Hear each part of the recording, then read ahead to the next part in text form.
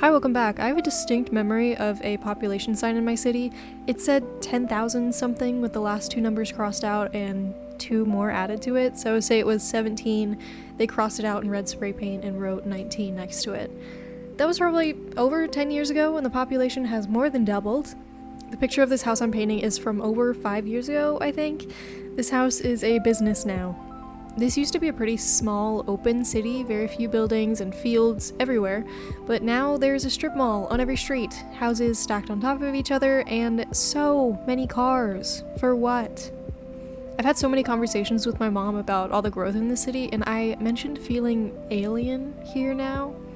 It's not the place I grew up in, let alone what my mom grew up in. She's been here her whole life.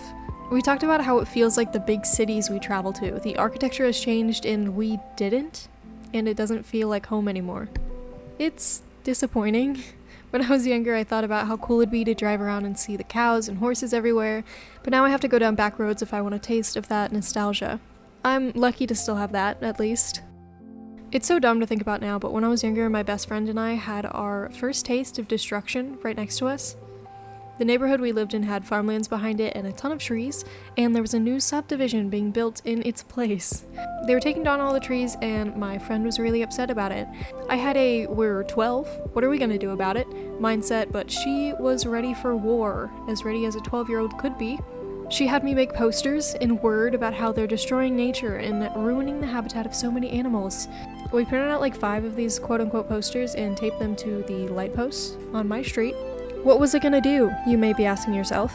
Obviously, make the construction workers have a self-reflection moment and they would refuse to work. What did it actually do? Nothing. There's a huge subdivision back there now, and both of us eventually stopped being friends and moved. How poetic. I never actually imagined staying here. I always hoped that by the time I graduated high school, I'd be a successful artist. I'd move to Oregon on my own and live my best life, but I have anxiety and depression, and it didn't work out like that. Things change, you learn more about how the world works, and you realize some of your dreams were not obtainable. I used to beat myself up over the fact that I didn't live up to child me's expectations. I'm not a known artist, I don't have my own stable business, I'm not a social butterfly. That's alright. When you have those rose-colored glasses on of the future, you see adults as having the answers for everything. I thought by the time I was 18, I'd have everything figured out, but it took me until I was 19 to be able to go to the store on my own, and I still have days where I can't leave my place, or talk. And as disappointed as little me might be, she had no idea of how anything worked. Holding myself to the standard of a child superhero is unrealistic. I feel like that somewhat goes for my city too. I wanted to grow old and return to a small city. I wanted the warmth that came with the open fields, but by the time I grew up, we were boxed in. It truly has become the visual representation of growing up.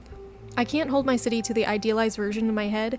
No matter how much I wish it had stayed that way, people are money hungry, and growth is growth, even if it takes away the title of home for so many people. What does it matter if money is on the table, right?